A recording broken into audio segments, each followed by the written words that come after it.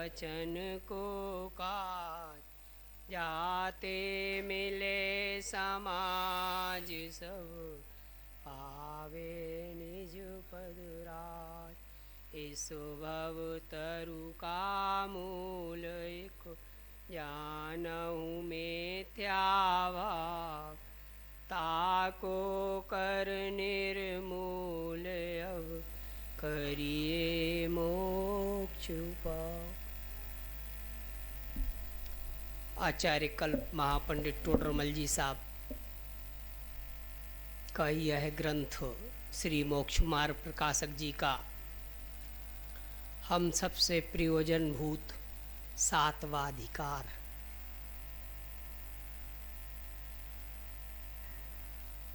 अभी तक हमने ऐसा विषय सुना ही नहीं था।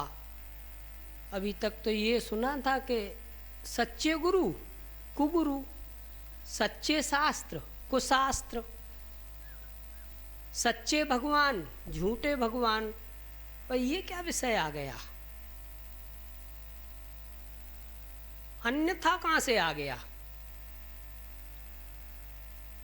एकदम नया और अपने को हृदय झकझोर देने वाला विषय कि ये है क्या? देव भक्ति का अन्यथा स्वरूप। काय का? देव भक्ति का। गुरु भक्ति का अन्यथा स्वरूप, शास्त्र भक्ति का अन्यथा स्वरूप। अन्यथा क्या होता है? हम तो भक्ति कर रहे हैं। तो बोले जानते हो?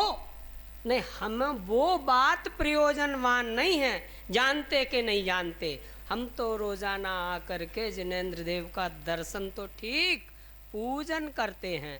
अरे पूजन भी ठीक है, स्वाध्याय भी करते हैं। अरे ये तो बहुत अच्छी बात है। किसकी करते हो? बोले देव की। देव कैसे हैं? बोले जिनकी शरण में आकर के हमारे पाप कट जाते हैं, जिनकी शरण में आकर के हमारे पाप कट जाते हैं। और क्या होता है? बोले और क्या होना है? पाप कटते हैं ना, तो क्या पाप कटने से मैं सुखी हो जाऊंगा? ये प्रश्न है। नहीं नहीं, पुण्य बंधता है। अरे ये तो बहुत अच्छी बात है। 2 फायदे हैं, पाप कटता है और पुण्य बंधता है। चलो ये तो बहुत बढ़िया बात है। तो फिर पुण्य बंधने से क्या होता है? बोले सुख सुविधाएं मिल जाती हैं। तो क्या यह मनुष्य पर्याय सुख सुविधा प्राप्त करने के लिए प्राप्त की है या प्राप्त हुई है? यही विषय मेरा सुबह के स्वाध्याय में चलता है, यही प्रकरण चल रहा है। तो मन में ये आया कि हुआ क्या है, हमें सच्चे देव मिल गए, सच्चे मुनिराज मिल गए, सच्चे शास्त्र मिल गए, फिर हमारे भक्ति अन्यथा कैसी है? तो बोले ना तो तुमको देव के स्वरूप का ख्याल है, ना शास्त्र के स्वरूप का ख्याल है, और ना मुनिराजों के स्वरूप का ख्याल है। जब इन तीनों का ख्याल नहीं है कि हम किनकी भक्ति करते हैं, तो भक्ति के स्वरूप का क्या विचार करें?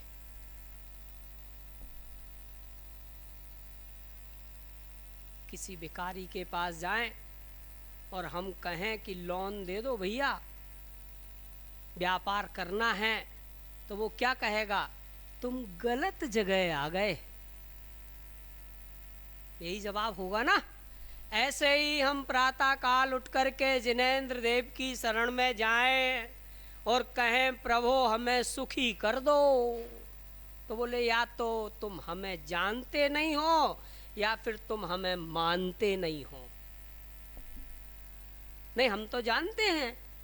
आपने 8 कर्म नष्ट किए हैं, 4 घाती कर्म और 4 अघाती कर्म, और आप सुखी हो गए हो, और आपकी शरण से अब हम भी सुखी होना चाहते हैं। तो क्या जवाब आएगा?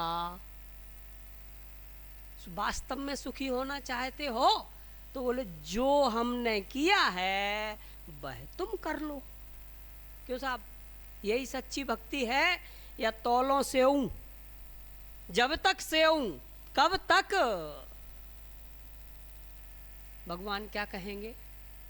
कहेंगे क्या? क्या कहेंगे? वास्तव में जैनियों के भगवान ऐसे ही होते हैं, कुछ देते लेते नहीं हैं। ये तो एक बड़ी गड़बड़ी है और इनके ही सबसे ज़्यादा अनुयायी हैं। विषय चल रहा था,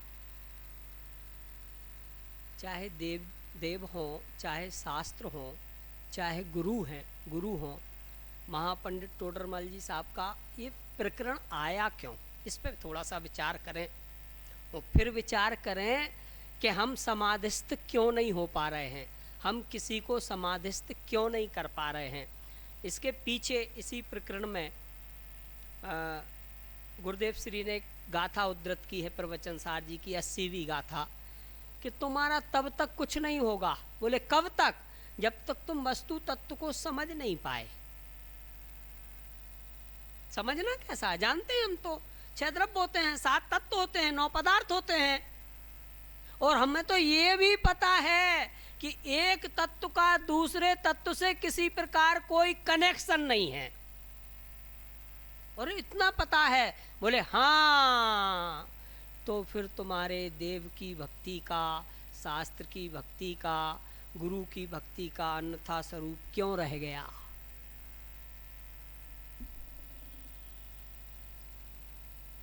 क्यों रह गया? देखो, इसमें है शास्त्र भक्ति का अन्यथा स्वरूप।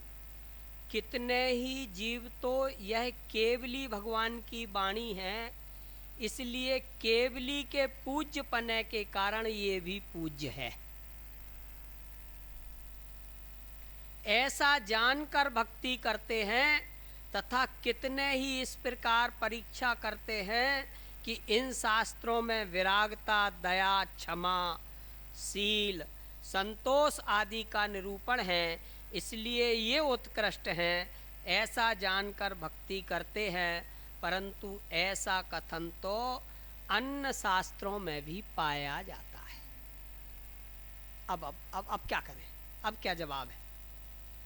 दयादान आदि का कथन तो सभी शास्त्रों में है, और हम अपने अरहंत देव को केवली कह रहे हैं, और वो अपने आराध्य को, किसको ये नाम नहीं लेने की जरूरत है, वो अपने आराध्य को केवली कह रहे हैं। वो भी सब जानते हैं। बोले यदि बनियों के भगवान सब कुछ जानते हैं तो हमारे भगवान तो और ज्यादा जानते हैं।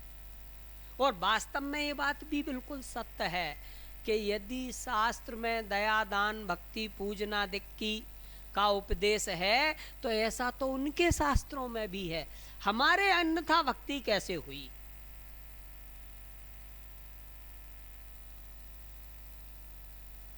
हम तो सच्चे भक्त हैं, हमारे अन्यथा भक्ति कैसे हुई? अब यहां अटकते हैं, अन्यथा भक्ति कैसे हुई? और अगर सच्ची भक्ति है तो कैसी है? देखो, इन शास्त्रों में त्रिलोक आदि का गंभीर निरूपण है, इसलिए उत्कृष्ट जानकर भक्ति करते हैं, परंतु यहाँ अनुमान आदि का तो प्रवेश है नहीं, इसलिए सत्य असत्य का निर्णय करके महिमा कैसे जाने? क्या शब्द है? सत्य असत्य का निर्णय करके महिमा कैसे जाने? इसलिए इस प्रकार सच्ची परीक्षा नहीं होती। यहाँ तो अनेकांत रूप सच्चे जीवादि तत्वों का निरूपण है, और सच्चा रत्नत्रय मोक्ष मार्ग दिखलाया है। उसी से जैन शास्त्रों की उत्कृष्टता है। उसे नहीं पहचानते, क्योंकि यह पहचान हो जाए तो मिथ्या दृष्टि नहीं रहती। एक ये लाइन थोड़ी खतरनाक है। मिथ्या दृष्टि नहीं रहती। कैसे नहीं रहेगी मिथ्या दृष्टि? तो बोले आप देवशास्त्र गुरु के उपासक हो? बोले पक्के उपासक। हमारे हृदय में सदैव ऊर्ध्व रहते हैं। कौन? बोले देवशास्त्र गुरु। फिर मिथ्या दृष्टिपना है या नहीं है? बोले है तो क्यों है, नहीं है तो क्यों नहीं है? अन्य शास्त्रों में भी, अन्य शास्त्रों को भी उत्कृष्ट तो बताया ही गया है ना। गीता तो सबसे ज्यादा पढ़ाया जाने वाला ग्रंथ है ना। तो क्या वो ग्रंथ महत्वपूर्ण है, उसको रचने वाले महत्वपूर्ण हैं या यह बात महत्वपूर्ण है कि मैं किस लिए पढ़ता हूं? क्या शब्द कहा मैंने? मैं किस लिए पढ़ता हूं? बोले सुखी होने के लिए। और पढ़ लिया तो सुखी क्यों नहीं हुआ?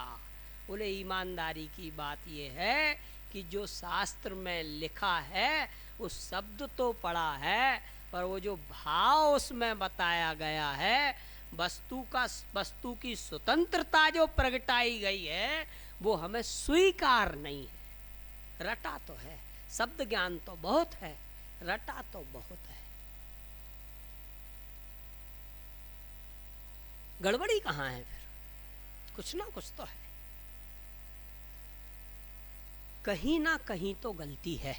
अब जो बात मैंने सबसे प्रारंभ में कही थी कि हमको सच्चे देव मिले, सच्चे शास्त्र मिले, सच्चे मुनिराज मिले, फिर भी कल्याण नहीं हो पाया, इसका प्रयोजन क्या है?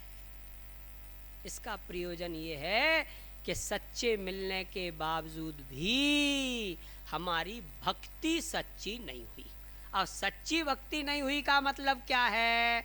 हम उन्हें जानते नहीं हैं। देखो छोटा सा उदाहरण लें। मुनिराज ऋषभ देव के समोशरण में, अरंत भगवान के, आदिनाथ भगवान के समव शरण में, अंतिम तीर्थंकर शासन नायक भगवान, जिनको जो चाहिए, जिसको आत्म तत्व की उपलब्धि करना है, देव शास्त्र गुरु की सच्ची भक्ति करना है, उसको 6 द्रव्य, 7 तत्व और वस्तु तत्व समझना ही पड़ेगा, जिनको समाधिस्थ होना है। ये अभी जब वो संलेखना का समय आया था, संथारा का समय आया था ना, उस समय बड़ा वैसा लगता था, विचित्र सा, ये क्या हो रहा है, ये क्या है, ये कैसा है? पर वो वास्तव में ये है, निज आत्म तत्व की उपलब्धि की वजह से हम सारे जगत से उदास हुए होते हैं। काय के बल से, काय के बल से?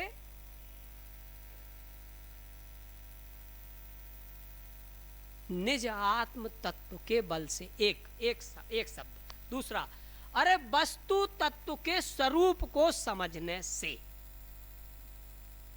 मैंने बहुत कोशिश की उसका सहयोग करूं, बहुत कोशिश की उसका सहयोग करूं, पर मैं क्या कर सकता हूं? उसके पाप का उदय ऐसा था। ऐसे कथनों से हम बचने का प्रयास करते हैं।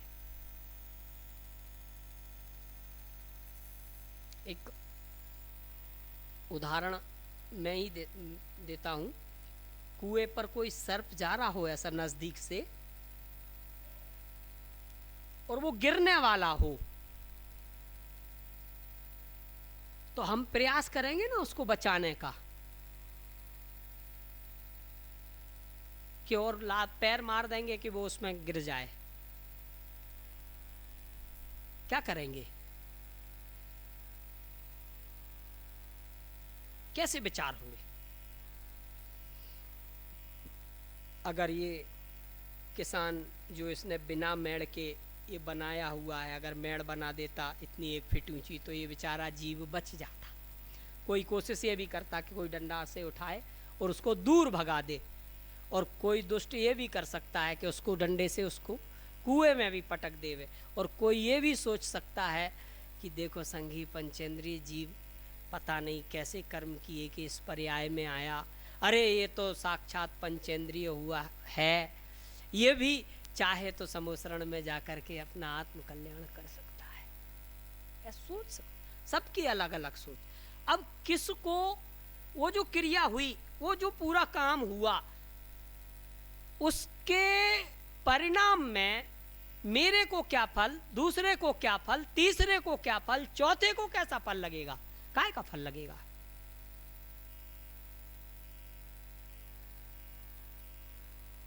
जिसने ये सोचा कि नहीं तो ये मेरे घर में घुस जाएगा, इससे तो कुएं में गिर जाए, उसको हिंसा का फल, जिसके बचाने का परिणाम है उसको दया का फल, और जिसको ये विचारा करुणा आई, करुणा कि ये संगी पंचेंद्रिय जीव कैसे पाप किए होंगे, उनको उनका फल। और मान लो उसी समय कोई मुनिराज खड़े हों अपने ध्यान में, तो उनने क्या किया, जाना, देखा, फिर भी उपयोग अपने में रहा।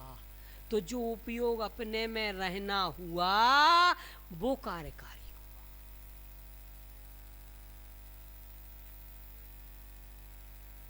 माने इतनी जिनवाणी पढ़ने के बाद भी, इतनी जिनेंद्र देव की भक्ति करने के बाद भी, इतने मुनि राजों को आहार विहार इत्यादि उनके साथ रहने, उनके आचरण को अपनाने की प्रक्रिया करने के बाद आचार्य कल्प महापंडित टोडरमल जी साहब कहते हैं कि तेरे अनादि कालीन काल से आज तक अन्यथा भक्ति रही।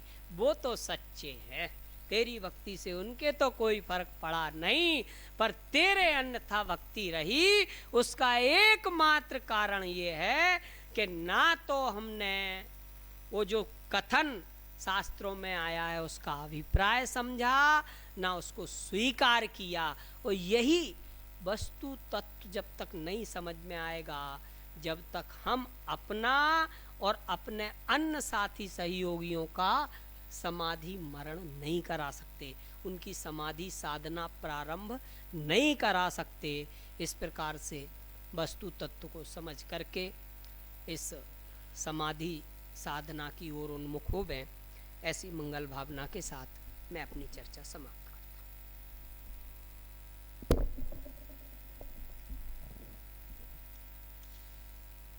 अभी आप और हम सभी ने पंडित जी साहब के माध्यम से हुआ, आगे हो जाएगा, इसको कहते हैं शास्त्र भक्ति का अन्यथा स्वरूप। क्या विषय लेके बैठ गए?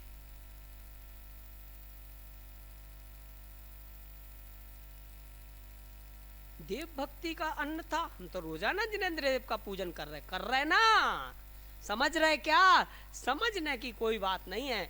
इतना ही टाइम मिलता है साहब, 10 बजे ऑफिस जाना पड़ता है या 9:30 बजे दुकान खोलना होती है, समय तो इतना ही है। इतने समय में आप कुछ भी करा लो, ये कहते।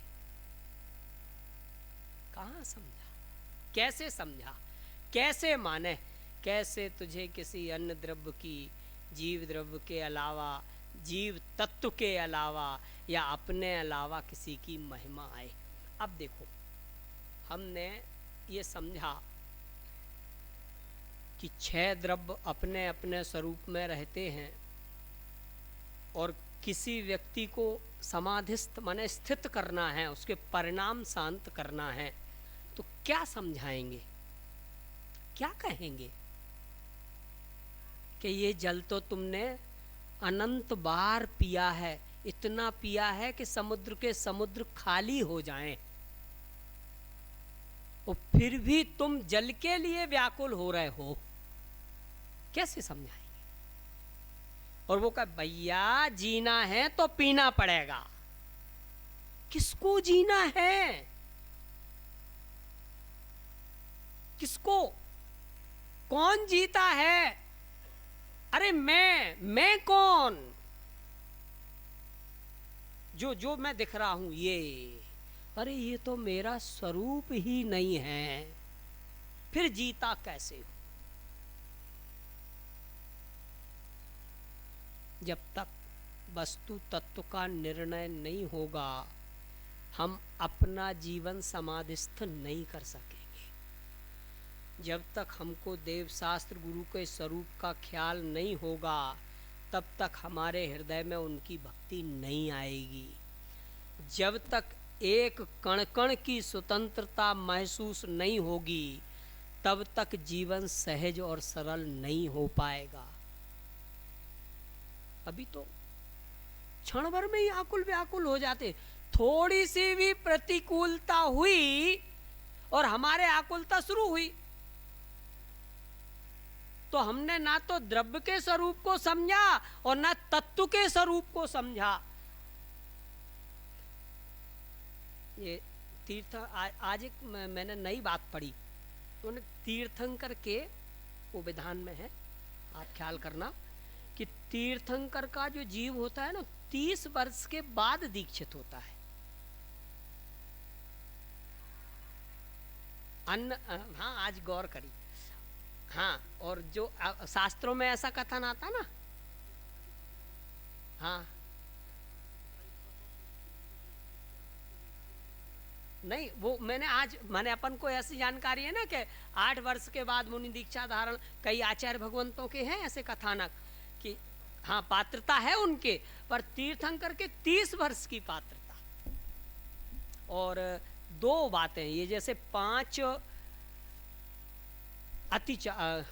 नहीं शब्द भूल रहा हूँ, उत्तम चारित्र में 5, हाँ 5 प्रकार के जो चारित्र होते हैं ना, पंचम काल में सिर्फ 2 चारित्र अंगीकार होते हैं। हाँ, पंचाचार में सिर्फ पंचम काल में 2 चारित्र अंगीकार होते, गजब विधान लगाओ, सुबह ही पढ़े, मुझे ख्याल आई वो बात। तो मैं ये कहना चाहता हूँ, जब तक हमें निर्णय नहीं है वस्तु तत्व का, तब तक तो हम कुछ भी करते रहेंगे। क्यों?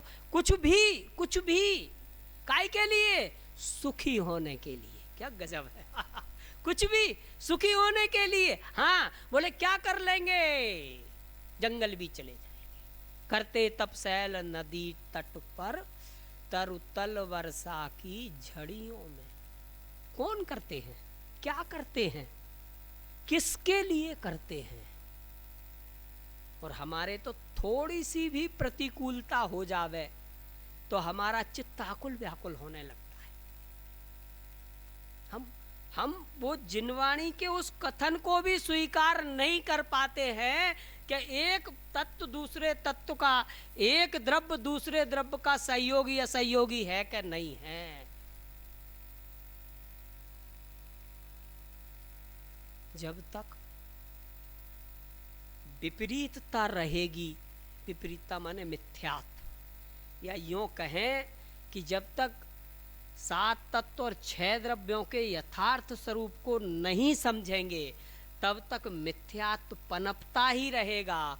और जब तक मिथ्यात्व रहेगा, तब तक हमारा जीवन अशांत ही रहने वाला है, समाधिस्थ या साधना की ओर नहीं बढ़ेगा। कहीं किसी क्षेत्र से, कहीं किसी द्रव्य से, कहीं किसी भाव से। ये भाव वाला सिस्टम तो इतना गजब का चल गया कि भैया मेरे तो आधा घंटा इनका प्रवचन सुन लेता हूँ या ये स्वाध्याय कर लेता हूँ तो दिन भर खुमारी रहती। काहे की रहती? काहे की? गुरुदेव श्री के प्रवचन के आधार पर हम पढ़ रहे हैं, तो उसमें मालूम वो क्या कह रहे हैं? तुझे तेरे क्षय उपशम की महिमा आई तो मिथ्यात्व की महिमा आई। ओहो, क्या कह दिया? अरे बोले आधा घंटा प्रवचन सुन लेता हूं तो दिन भर वही विषय दिमाग में रहता है। तो बोले तुझे तेरे क्षयोपशम की महिमा आई, भगवान आत्मा की महिमा कहाँ आई? अर्थात तुझे तेरे मिथ्यात्व की महिमा आती। क्या कहते हैं? सच्चे देव शास्त्र गुरु का संयोग मिलने पर भी मैंने आज तक ना सच्ची भक्ति की, ना शास्त्रों को पढ़ा है और ना उनके संग का फायदा लिया है। क्या करें? है वो वस्तु जिस तत्व के आधार पर वो सुखी हुए हैं, जो हमारे मुनिराज हुए हैं, जो आचार्य भगवंत हुए हैं, जिस तत्व के आधार पर, जिस तत्व के आधार पर उन्होंने सिद्धत्व को प्राप्त किया है, तुझे उस तत्व की महिमा आज तक नहीं आई। यही कारण है कि मिथ्यात्व बलवता होता रहा। शास्त्र के शास्त्र पढ़ लिए, साक्षात समोसरण में जा करके जिनवाणी सुन ली, परंतु उसका कुछ लाभ नहीं ले पाए। काय की महिमा आती रही? कुछ दिन पहले चर्चा आई, काय की महिमा? बोले सुगंधित वायु चल रही है, सौधर में इंद्र उनकी व्यवस्था करता है।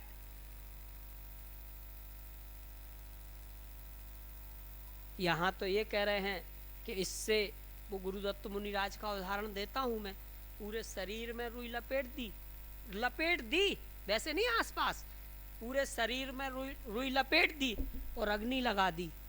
इससे बड़ा पाप का उदय क्या हुआ? और उनने अंतर्मूर्त में केवल ज्ञान उपजा लिया। तो पाप दुख का कारण, क्या अपना उपयोग अपने में स्थिर हो जाना सुख का कारण? माने वो पाप का उदय क्षण भर भी इसको अपने चित्त से नहीं डिगा पाया, और वो तीर्थंकर प्रकृति का महापुण्य का उदय, जिसकी सेवा सौधर्म इंद्र इत्यादि करते हैं, अधर रहते हैं, सुगंधित वायु चलती है, छत्र चमर भा मंडल भारी, ये तो प्रातिहार्य मनहारी, मनहारी के आत्मा को सुखी देने वाले, मनहारी, मन को हरण करने, इतने सुंदर। अरे भैया, अनंत भगवान की तो महिमा अगाध है। बोले क्यों? ये तुम प्रातिहार्य मनहारी, सौधर्मेंद्र, वो पुण्य का उदय भी उनके सुख का कारण नहीं। उनका उपयोग कहाँ था? कहाँ था वो गुरुदत्त मुनिराज का उपयोग? कहाँ था? आग, अग्नि में, वो जो जिसने आग लगाई थी उसमें क्रोध आया होगा, उसको वो देवों ने आकर के उसको भस्म कर दिया होगा, कुछ तो किया होगा। अरे उन्हें कुछ नहीं पता, वो तो अपने में थे। वो अरहंत भगवान जो समो शरण में बैठे, उनकी इंद्र व्यवस्था करता होगा, इंद्र को आशीर्वाद दिया होगा, जा तू भी अगले भाव में मजे। ऐसा? अरे ऐसा कुछ नहीं, ये सब सुखी होने का एकमात्र कारण, बस तू तत्व की समझ। अच्छा, फिर ये प्रारंभ कहाँ से होगा? ये तो जब हम मुनि हो जाएंगे तब होगा। नहीं, वस्तु तत्व की समझ आज अभी और इसी वक्त से प्रारंभ हो सकती है। माने जो हम अनादि आज नहीं, कल नहीं, अनादि काल से देव शास्त्र गुरु की अन्यथा भक्ति में लगे हुए हैं। दूसरे शब्दों में कहूं, अनादि काल से जो हम अपने मिथ्यात्व को पुष्ट करने में लगे हुए हैं, दुख का कारण तो वो है। देखो पंडित जी, सही बोलना, हम तो देवशास्त्र गुरु की भक्ति कर रहे हैं और आप कह रहे हो कि मिथ्यात्व को पुष्ट करने में लगे हैं। इसको कहते हैं अन्यथा भक्ति। कठोर जरूर है बात, पर सत्य है, यही सत्य है। इतना तो भगवान कर ही देंगे। हम रोजाना पूजन पाठ करने आते हैं, समय से शादी हो जावे, दुकान खुल जावे, अरे 4 लोग टोका टाकी ना करें, ऐसा तो कर ही देंगे। बड़े अच्छे से कहते हैं। मैं एक बात सोचता हूँ, अपने जो जितने प्राचीन कवि हुए हैं ना, इनके आप जीवन परिचय पढ़ो, तो मैंने अभी तक एक भी कवि ऐसे ख्याल में या विद्वान ऐसे ख्याल में नहीं आए जो डनलप के गद्दे पर सोने वाले हों, महल जैसे मकानों में रहने वाले हों, या जिनके घर में बहुत सारी सुख सुविधाएं हों। मैं बहुत ये प्रश्न बहुत लोगों से पूछा मैंने, आखिर ऐसा क्यों है? मालूम क्या जवाब आया? अच्छे लोगों का क्या जवाब आया? बोले उन्हें दुनियादारी से, महावीर स्वामी का जीव भी था तो उसको तो सच्चे गुरु कहो, देव कहो, और उपदेश दाता हैं तो शास्त्र भी कहो। सच्चे देव शास्त्र गुरु का संयोग हुआ ना, फिर उसका कल्याण क्यों नहीं हुआ? अरे हुआ है ना, होगा ना अंतिम तीर्थंकर शासन नायक, उस समय क्यों नहीं हुआ? सच्चे देव शास्त्र गुरु तो मिल गए थे, फिर क्यों नहीं हुआ? ये प्रश्न ऐसा क्यों नहीं हुआ?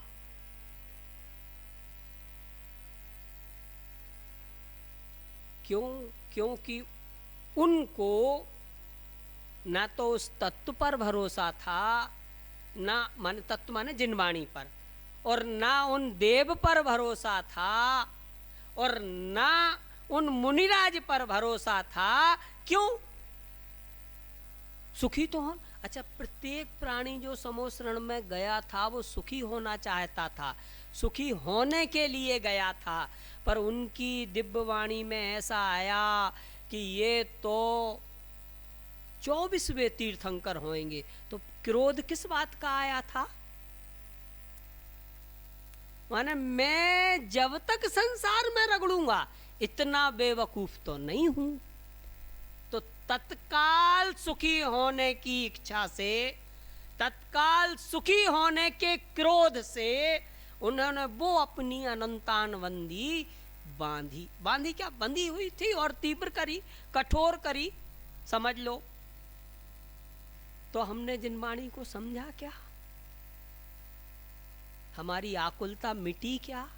जिनकी आकुलता नहीं मिटी वो समाधि साधना कैसे करेंगे? यदि उस समय ऋषभ देव के समवसरण में वह जीव निराकुल रूप अवस्था धारण करता या समझ लो समाधि साधना करता तो सुखी होता कि नहीं होता? अरे वो नहीं हुआ तो नहीं हुआ, और कई तो हुए। क्यों हुए? क्योंकि उन्हें आकुलता नहीं हुई, उन्होंने उस वस्तु के तत्व को समझा। वो एक एक क्या कहें, एक एक कण की स्वतंत्रता स्वीकार की। देखो, चाहे देव हो चाहे शास्त्र हो, वो तो सच्चे हैं। अब हमारी भक्ति में कमी रह गई, तो कमी क्या रही कि जैसा उनका स्वरूप है, जैसा उनका स्वरूप माने, अब देखो थोड़े आगे बढ़े, जैसा स्वरूप उन्होंने स्वीकार किया, क्या कहा?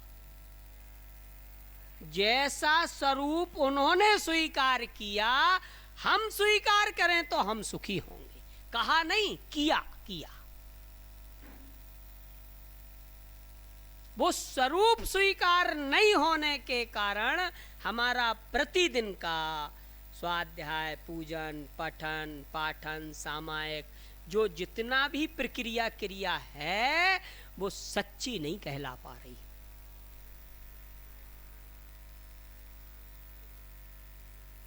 अभी कुछ दिन पहले हमने यहाँ 64 रिद्धि विधान किया था ना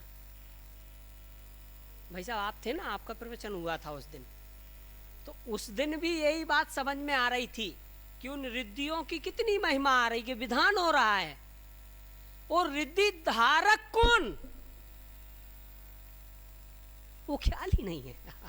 आज हमने सुबह रत्नत्रय विधान किया, मैंने दूसरी जगह किया, तो वो रत्नत्रय के धारक की खबर नहीं, और सम्यक दर्शन की जाए, सम्यक ज्ञान की जाए और सम्यक चारित्र की जाए बोल रहे हैं। वो ख्याल ही नहीं है किसकी। पंच परमेष्टि विधान करो, नव देवता विधान करो, तो हमें महिमा किनकी आई? वो धारक कौन है इस बात की नहीं, वो फूल पत्ती की महिमा आ रही है, वो जड़ की महिमा ही नहीं आ रही है कि जिसके आश्रय से ये सम्यक दर्शन, ये सम्यक ज्ञान, ये सम्यक चारित्र, जिसके आश्रय से ये देव भक्ति, गुरु भक्ति और शास्त्र भक्ति हमें आती है, उसकी महिमा अनादि काल से आज तक आई नहीं है। आई होती तो हम सुखी हो गए होते, अन्यथा पना रहा।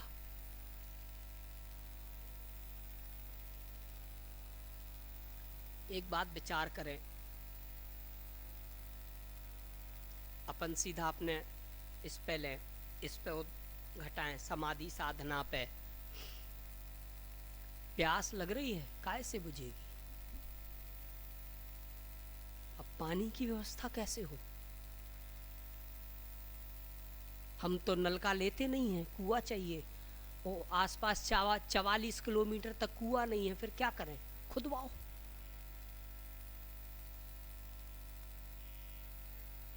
मजदूर नहीं है तो मशीन बुलवाओ। मशीन भी आसपास नहीं मिल रही है, 15 दिन बाद आएगी, अब क्या करना? तो बोले मरता क्या नहीं करता, चलो नलका भी चल जाएगा। बढ़ गया संसार। पहली कमी कि पानी से प्यास बुझती है, नहीं पीने की बात नहीं कह रहा हूं, पहला अपराध पानी से प्यास बुझती है। शास्त्रों के पठन पाठन से सम्यक दर्शन होता है। शास्त्रों के पठन पाठन से नहीं, शास्त्रों में जैसा वस्तु का स्वरूप कहा गया है वैसा स्वीकार करने से सम्यक दर्शन होता है। कंप्यूटर कितना पड़ा है, 1 मिनट में मोबाइल में पूरा समय सार जी का PDF डाउनलोड कर लो, बड़ा ज्ञानी है। उससे ज्यादा ज्ञानी कौन होगा? हमको तो पढ़ने में ही 30 दिन लग जाएं, तो उसको हुआ कि नहीं हुआ? बोलो वो तो अजीब है, और मैं कौन हूं? क्षयोपशम से जीव काय से जीव, मन से जीव काय से जीव, तन से जीव काय से जीव। कभी जीव को जीव रूप स्वीकार किया ही नहीं है। ये जिनवाणी का अन्यथा स्वरूप है।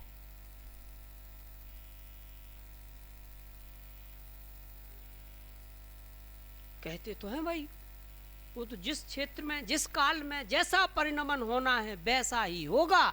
कब कहते हैं? जब कोर्ट में केस लड़ते हैं और हार जाते हैं तब कहते हैं। पहले तो बहुत ताकत लगाई, पहले तो बहुत कोशिश की, बड़े से बड़ा वकील किया, मजिस्ट्रेट से भी चर्चा करने का प्रयास किया, बाबू को तो बहुत चाय पानी पर बुलाया। जब हार गए फिर कहा वास्तव में जो होना होता है वही होता है। अरे पहले स्वीकार क्यों नहीं किया कि जो होना होता है सो होता है? इसका मतलब हमारे अंदर छुपा हुआ मिथ्यात्व बैठा है जो हमें वस्तु तत्व को पहचानने नहीं दे रहा।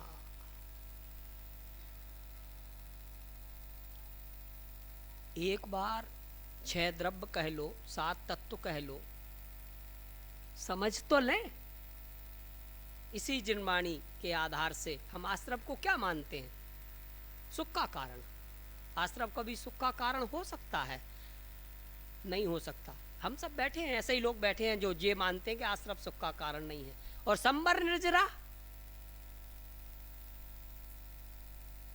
फिर मोक्ष का क्या होगा?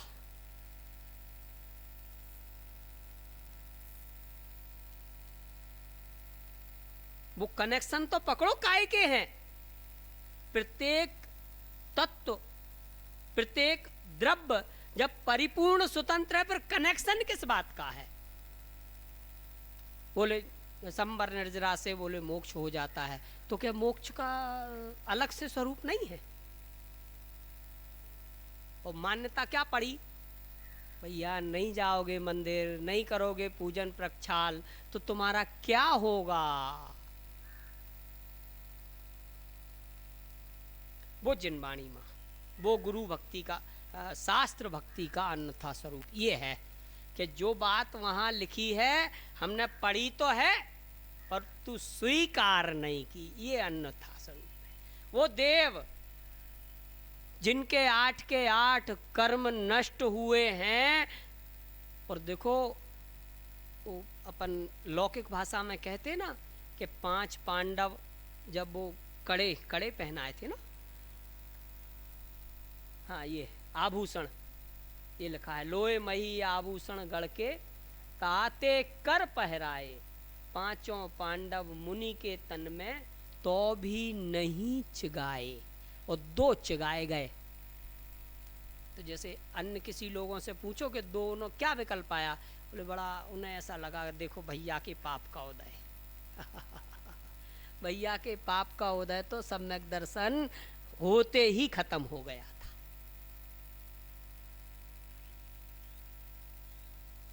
यदि उस पुण्य की चाय होती तो ये सम्यक दर्शन होता क्या? इस परिस्थिति तक पहुंचते क्या? वस्तु तत्व का निर्णय तो उसी समय हो गया था, उसी समय। भैया नहीं, अब तो जो कणिका, जो एक क्षण के लिए उपयोग बहिर्मुख हुआ उसका फल सर्वार सिद्धि हुआ। तो हमने समझा कहाँ? तुमने भैया समझा, भैया कहाँ है? वो तो उस समय सम्यक्त के पूर्वी परिस्थिति खत्म हो गई थी। तो हमने कहाँ समझा शास्त्र का स्वरूप? समझा ही नहीं। लिखा तो है बिल्कुल स्वतंत्र होते हैं। प्रत्येक प्रत्येक प्रत्येक तत्व, प्रत्येक प्रत्येक द्रव्य अपने में परिपूर्ण है, अपने में परिपूर्ण है, ऐसा आभास किया क्या? नहीं, वो नहीं किया, वो तो नहीं। बाकी हमारा स्वाध्याय तो बहुत अच्छा है, 13 घंटे का स्वाध्याय है 24 घंटे में, बहुत अच्छा है। परंतु वस्तु तत्व का निर्णय है क्या? नहीं, वो अभी नहीं